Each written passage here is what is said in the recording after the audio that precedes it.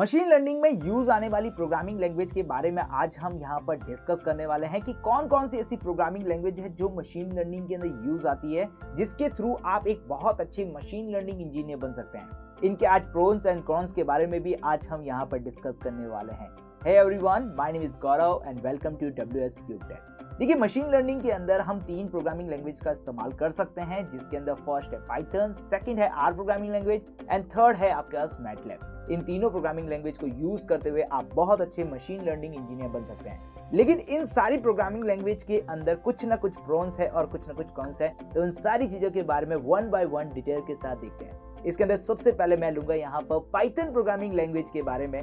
देखिए, Python programming language एक open sources and free programming language है, जिसका यूज आप डायरेक्टली कर सकते हैं। इसको सीखना भी बहुत ज्यादा इजी रहता है। यदि आप बिगिनिंग स्टेज पे हैं तो आप पाइथन को चूज कर सकते हैं मशीन लर्निंग के लिए, क्योंकि ये जो प्रोग्रामिंग लैंग्वेज है बहुत ही यूजर फ्रेंडली है। यदि मैं फ्रेंडली बात करना चाहूँ तो मैं खुद यदि मशीन लर्निंग के ऊपर काम करता हूँ तब मैं यहाँ पर पाइथन को चूज करता हूँ, क्योंकि ये पाइथन जो है वो मेरे काम को बहुत ज़्यादा इजी बना लेती है। इसके पीछे सबसे बड़ा रीज़न ये है कि मशीन लर्निंग के अंदर बहुत सारी लार्ज लाइब्रेरीज की ज़रूरत पड़ती है, जो कि आपके काम को आसान बनाने के लिए यूज़ आती है। इसके अंदर पाइथन आपको बहुत ही लार्ज स्टैंडर्ड लाइब्रेरीज प्रोवाइड करती है, जिसके हेल्प से आपके पास मशीन लर्निंग का जो काम है वो बहुत ही कम हो जाता है और आप बहुत अच्छे प्रोडक्ट यहाँ पे बना सकते हैं और बहुत अच्छे प्रोडक्ट को बिल्ड भी कर सकते हैं और प्रोजेक्ट को बना भी सकते हैं। इसलिए मैं रिकमेंडेड करता हूँ पाइथन को, क्योंकि पाइथन आपके लिए इजी है and open sources programming language है। देन सेकंड हम बात करते हैं आर प्रोग्रामिंग लैंग्वेज के बारे में। आर प्रोग्रामिंग लैंग्वेज भी आपके लिए इजी है। यदि आप प्रोफेशनल वर्क के ऊपर जाना चाहते हैं, इंडस्ट्रीज के अंदर काम करना चाहते हैं, तो काफी ऐसी इंडस्ट्रीज है जो आर प्रोग्रामिंग लैंग्वेज को चूज करती है। लेकिन पाइथन के कंपैरेटिवली आर प्रोग्रामिंग लैंग्वेज थोड़ी सी डिफिकल्ट है। लेकिन बात की जाए आर प्रोग्रामिंग लैंग्वेज के अंदर, तो आर प्रोग्रामिंग लैंग्वेज के अंदर इतनी आपको लार्ज लाइब्रेरीज नहीं मिलती है।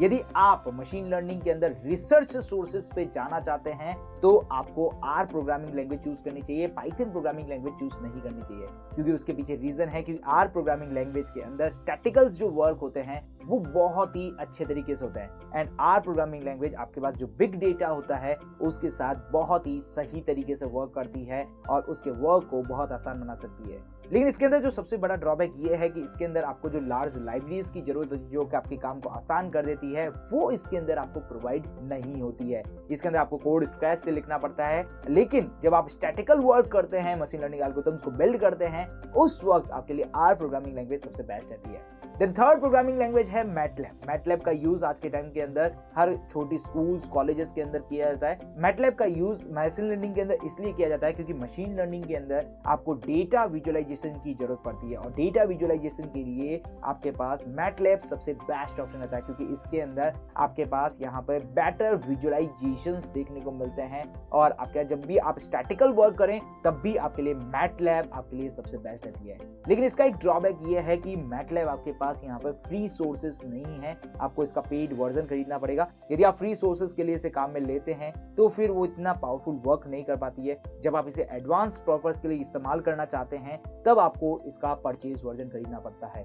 लेकिन यदि आप छोटे वर्क के लिए कर रहे हैं तो आपके लिए मैटलैब बेस्ट है। लेकिन इन तीनों के अंदर यदि मैं बात करना चाहूँ कि सबसे बेस्ट प्रोग्रामिंग लैंग्वेज कौन सी है, तो वो अपने अपने फील्ड के अकॉर्डिंग है। जैसे यदि आप बिगिनिंग स्टेज पे है, आप मशीन लर्निंग को सीखना चाहते हैं और उसके अंदर अपनी ग्रोथ करना चाहते हैं, किसी कंपनी के अंदर प्लेसमेंट होना चाहते हैं, तब आप यहाँ पर पाइथन को स्टार्ट करें, क्योंकि वो आपके काम को थोड़ा इजी बनाएगी, आपको प्रोग्रामिंग सीखने में आसानी होगी और आप मशीन लर्निंग के अंदर बहुत आसानी से काम कर सकते हैं। यदि आप एक बहुत अच्छे रिसर्चर बनना चाहते हैं, मशीन लर्निंग के अंदर अपना कंट्रीब्यूशन देना चाहते हैं, एक एल्गोरिथम को बिल्ड करना चाहते हैं, ऐसा कुछ यदि वर्क के बारे में आप सोच रहे हैं तो फिर आपको यहाँ पे आर प्रोग्रामिंग लैंग्वेज को चूज करना चाहिए। एंड देन सेकंड आपके पास यहाँ पे आता है कि यदि आप रिसर्च के साथ साथ बिजनेस डेवलपमेंट जैसी चीजों के ऊपर काम करना चाहते हैं तो आपको मैटलैब को चूज करना चाहिए। लेकिन यदि आप बिगिनिंग स्टेज पे हैं तो आपको पाइथन चूज करना चाहिए। तो आई होप सो समझ में आ चुका होगा कि तीनों प्रोग्रामिंग लैंग्वेज किस किस तरीके से काम करती है और किस तरीके से आपको अपना गोल सेट करना है और कौन सी प्रोग्रामिंग लैंग्वेज को चूज करना है। तो फिर मिलते हैं हमारी अगली वीडियो के साथ। इसी तरह से और मजेदार वीडियो के अंदर हम और भी मजेदार बातें करेंगे।